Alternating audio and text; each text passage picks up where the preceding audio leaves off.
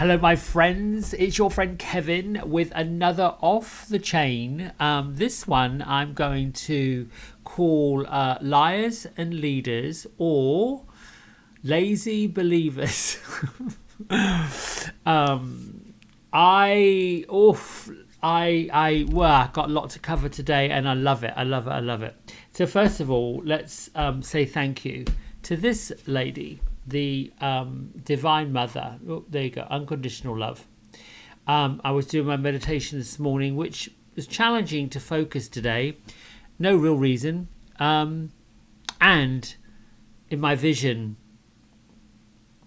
I was in a garden, going down a pathway, and then over to my right in the front appeared a nun.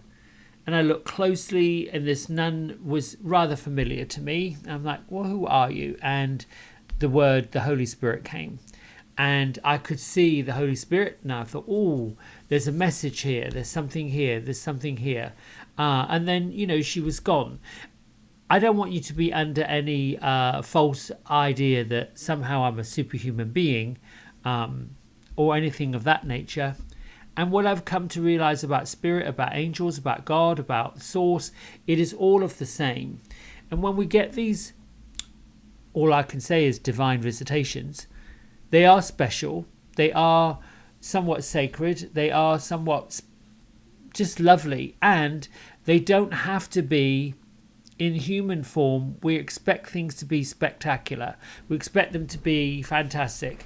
We expect these beings of light, these beings of love, these beings from other existences to be filled with deep wisdom, with great deep messages. And indeed, many times they are. And I pondered, well, why is that? Why do we have this expectation that if the Holy Mother, Divine Mother, Holy Spirit, Jesus, any of these ascended masters, when they come to visit, why is it that we then decide that we must be special, or that there must be some extra message there? And I think that's because we're taught that, or at least I feel like I got taught that only certain people get to do this, that only certain types of people get visited by these beings, that it's only available for the elitist types of people. I don't know if I'm explaining this right, but it was my perception. And then I boiled it down a bit further. Well, why is that? Why do I feel that way? Why do I think that way? And it comes down to not feeling worthy. And it comes down to not feeling good enough. And it comes down to not feeling seen. And then I'm sort of sitting, in my meditation, in my mind mess, I call it. Let your mess become your message. That's what I like to say. And I then, I dig deeper, ask myself, well, where's that coming from? What, my two little twins. Why are you thinking that? Why do you believe that? Prior to the visitation, prior to the meditation, prior to doing this little video, I was thinking about myself, and I wrote it down, the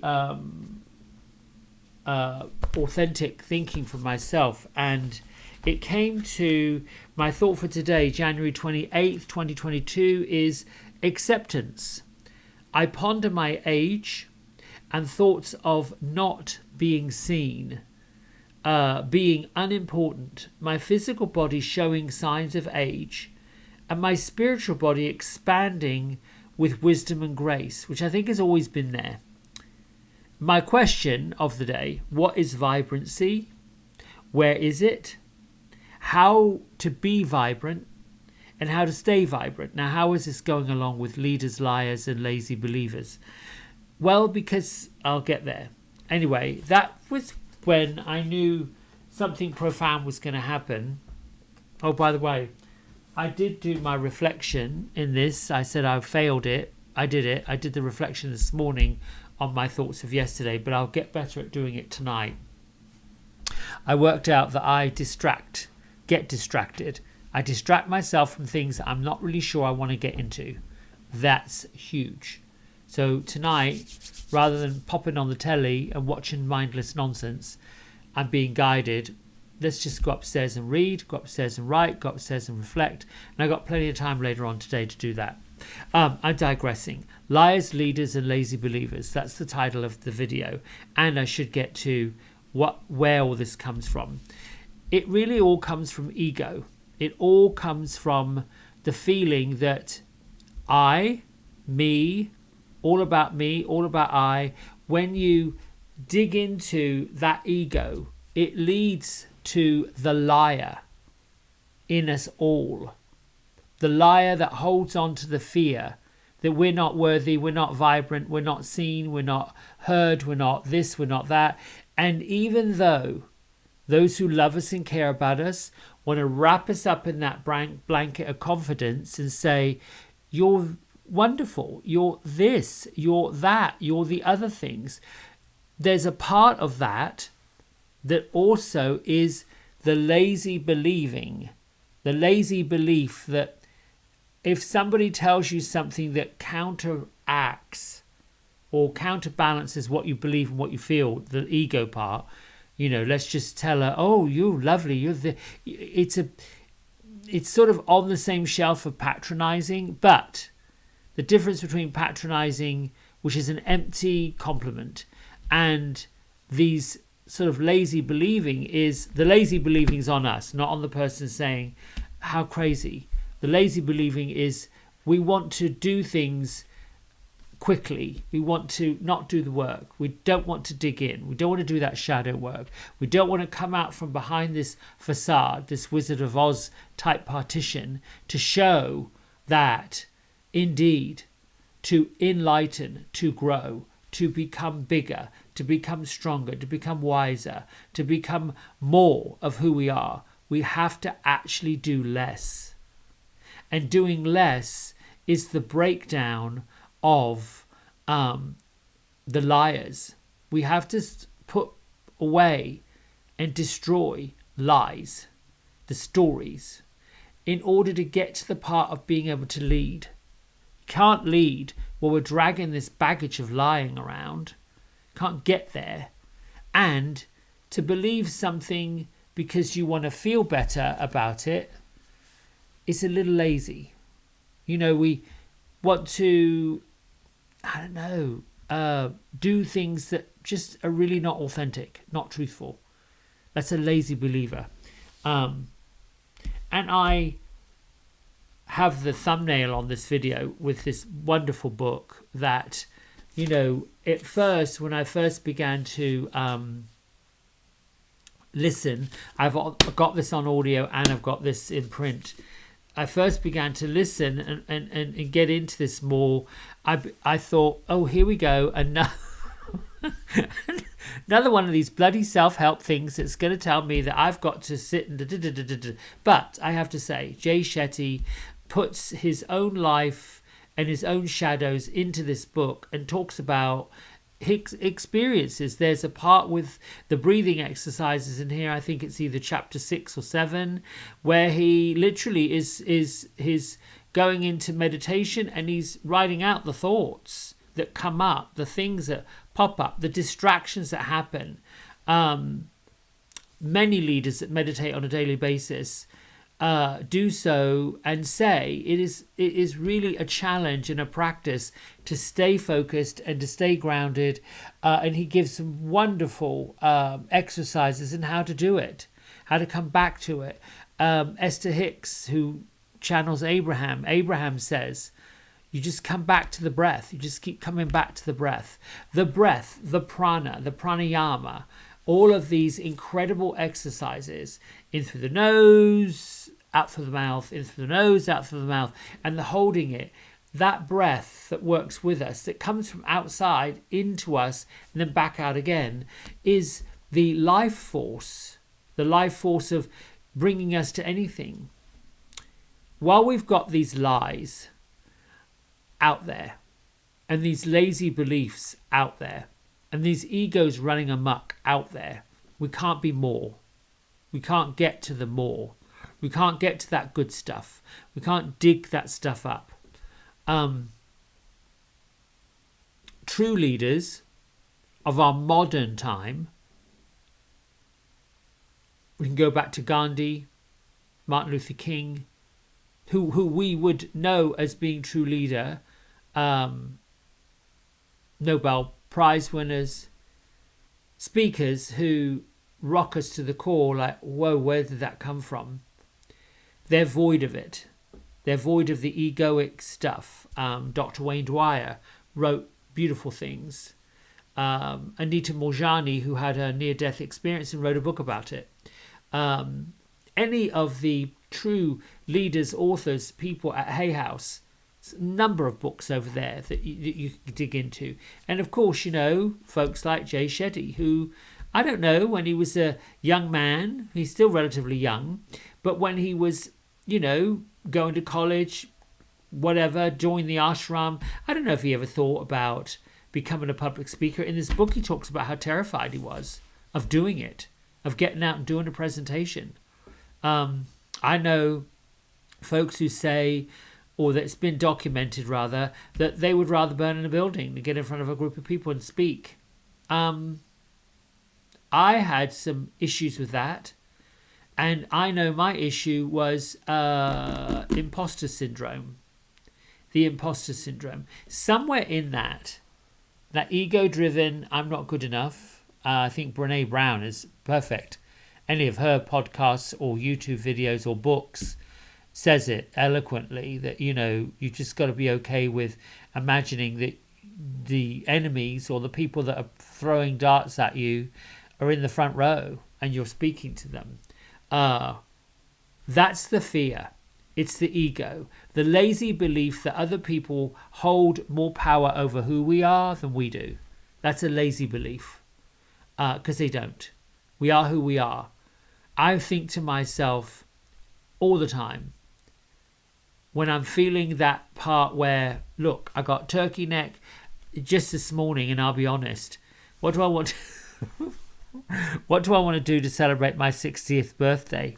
And the first thing I thought of was, well, I'm just going to go get a facelift.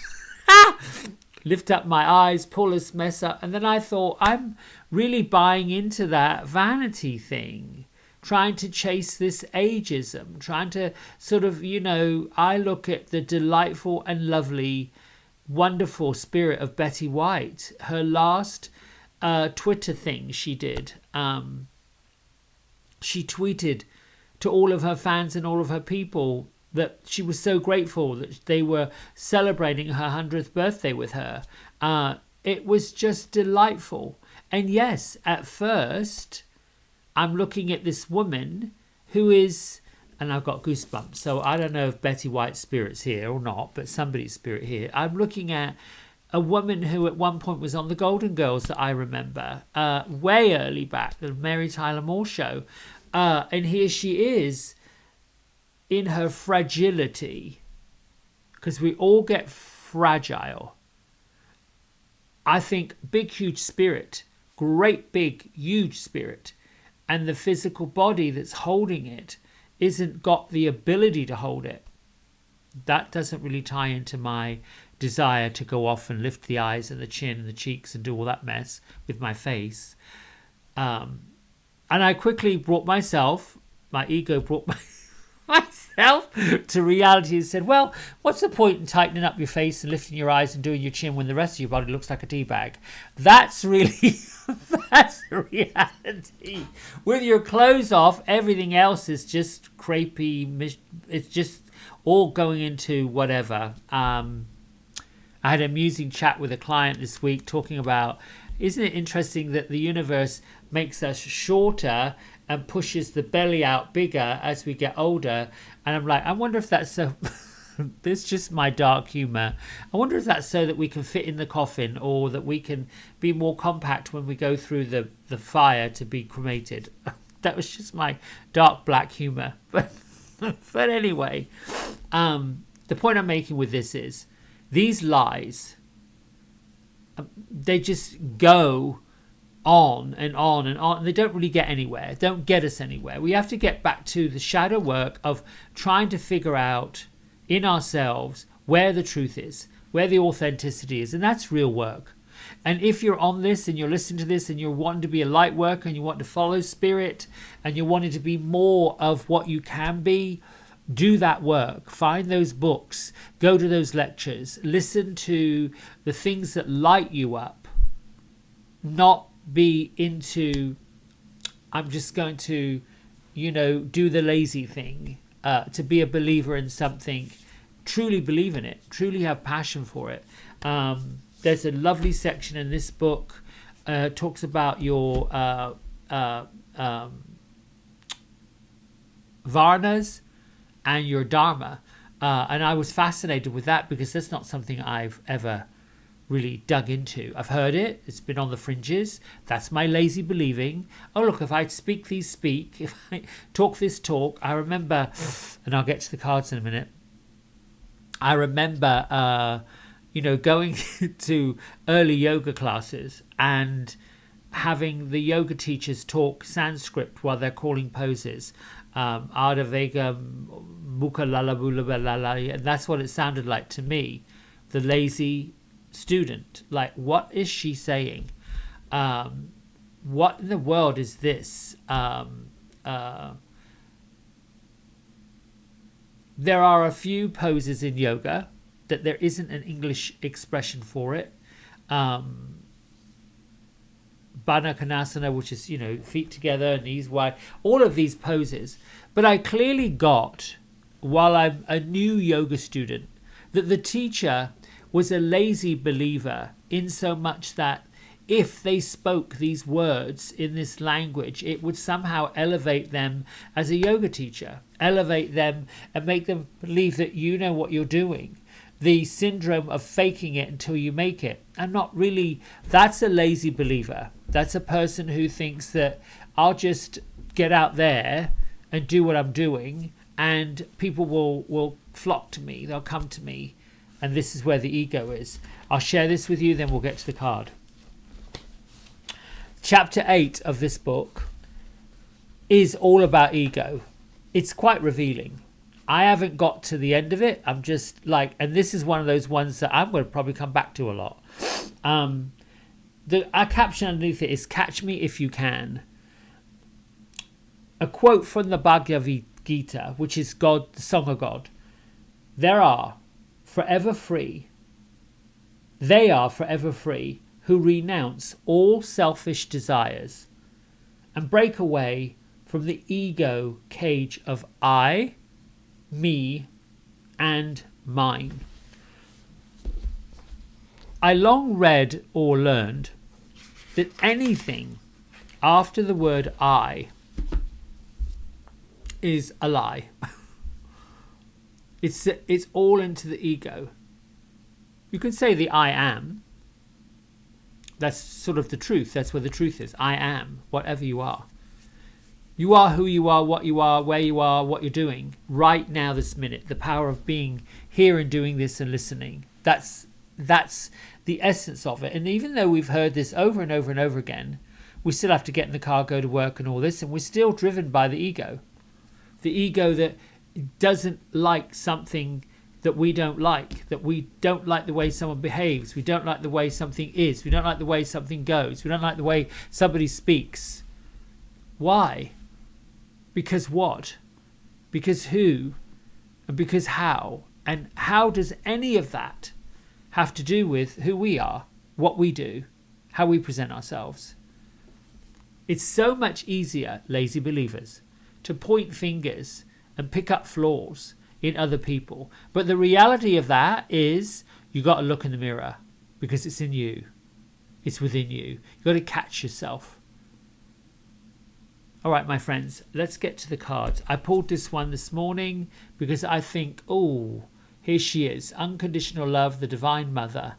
And the message here, or the prayer is, thank you, Divine Mother, for helping me give and receive the love I deserve. Not only receive it, but to give it too. That's huge. All right, let me see what other card comes. Father in the sky, Mother in the earth, Divine Mother, Sacred Spirits, thank you for stepping in where you have always been.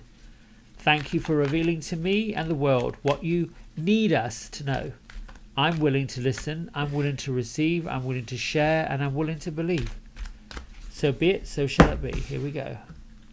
And here comes the card. I just chose it randomly. Now this is from Kyle Gray's Angel Prayers Oracle deck. I'm not sure if this is the first one he ever did. I want to say yes it is, but still. Count your blessings. Ooh. Huh. I like this card. Let me see if a granny wants to come and add something to this.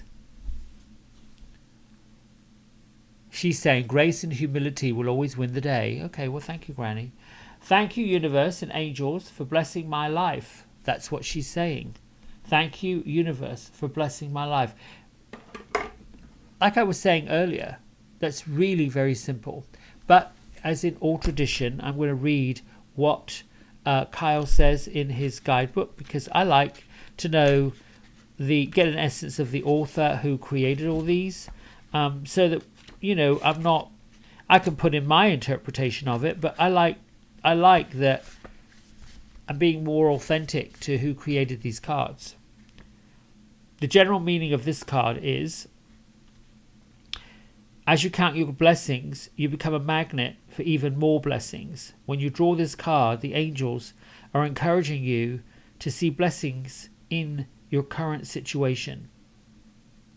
It's important to keep yourself focused and aligned with loving experiences in your life, as this will lead you safely to the next step. And the expanded interpretation of this card is for you to take some time to see the amazing things in your life. And the angels aren't calling you ungrateful, but they want you to realize what you have in your life. It's important to focus on what you have rather than what you don't have, because it will help you stay present, focused, and open to the abundance of support that is there right for you right now. So start writing down your blessings and give thanks to your Creator for all of them. See, that's a very simple count your blessings and know that the Mother Mary's given you unconditional love. That's just very simple.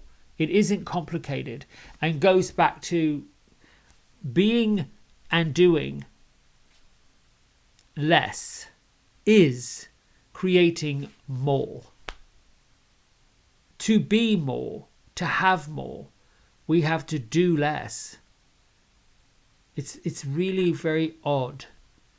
Have you not known that when you load up your day, your life, your week, your month with more and more and more and more and more and more and more and more and more, how complicated it gets? And how many times do you say, I'm so stressed, I'm so stressed, I'm so stressed?